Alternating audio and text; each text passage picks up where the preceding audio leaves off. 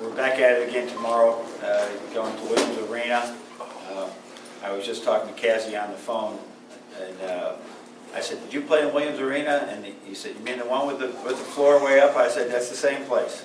And it's a great environment to play. It's very difficult, but we have to. We're going to go attack it again. And I sense if we continue to improve as a team, it'll be an environment we'll see every night from here on out. So we better get used to it, and we got to do our best against it, because it's never going to be easy. But we're going to be as ready as we can be, and we'll have a great practice yesterday, have a good one again today, and see what we can do. Did you notice any difference practicing after a loss as opposed to after all those wins? Yeah, probably after a loss, whatever team that I've ever been with, there's a not striking difference, but there's a difference. There's a hit home type attitude. But I loved the way we responded yesterday in practice. There was no finger pointing. There was all about, all right, now we know some things, we'll get better. John, with you guys being the second best defensive rebounding team and then being one of the best offensive rebounding teams, do you do anything different, or do you just really? I mean, we had the bubble up. We had the bubble up on the, you put the bubble on the rim and no shot goes in, and everybody's got to box out. I'm real proud of our guys. We've had these situations before, whether it was Pitt, Kansas State, some other teams that were really getting high numbers of rebounds. And I think that was another challenge, probably the most difficult of all those challenges, because they're getting such a high percentage of second chance opportunities. So our kids know it, we know it, and so they know they're one of the best at keeping people too.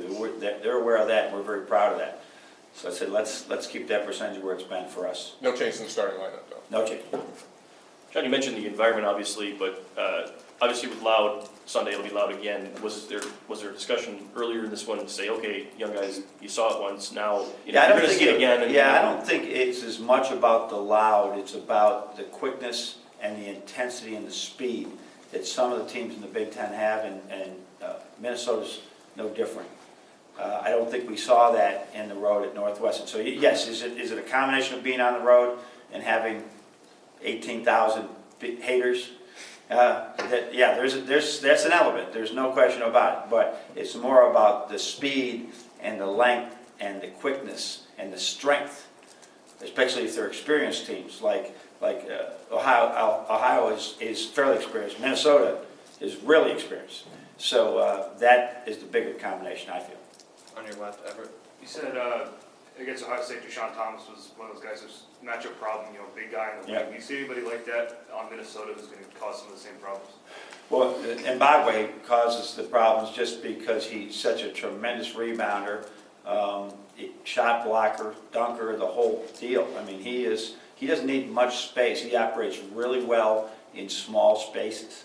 And so as a result, you have to have a body on him, and you have to compete with him. So that will be difficult. But Rodney Williams plays way above the rim, probably the most athletic player in the conference, or one of the 3 or 4 most athletic players. And then the Hollinses have just, given time of a whole freshman year. For Austin, I think it's 2 years. Coleman, it's his second year. They have just continued to grow. And we saw that last year. We saw a difference in those guys from first game to second game to their NIT run. John, you mentioned the other night about how you liked what Trey and Spike gave you together. Is that something you guys had tried in practice, and then now you saw it in the game? Or we hadn't had the need for it, really. I just think when we saw that type of pressure, particularly from Aaron Kraft, and when they put Shannon Scott in there as well, now they got double trouble. And so we thought we needed 2 point guards out there. We may use it again. Certainly the way Spike played itself, it merits more consideration. Down here, Rod. When you look back to the Big Ten tournament last year, is that a game specifically that you show and what they were able to do against you there, or do you look back at both of the games? I watched them. We might have a few clips from that in today's presentation, but no, both games we could have lost both games very easily last year. They were both last-second games. So whenever you play anybody in this team, you're looking for tendencies that are probably always going to be there, and some of them are not fun to attack. Like their rebounding is always going to be there. Maybe there's some other things that we do that can allow us to get open shots or better defensive stops. But that's all we're looking at. you know, I look back at our scouting report from the last 2 or 3 years on everybody we play. It's a marathon in preparation for me, not for the players. We try and cut that out to, you know, a couple hours here and there.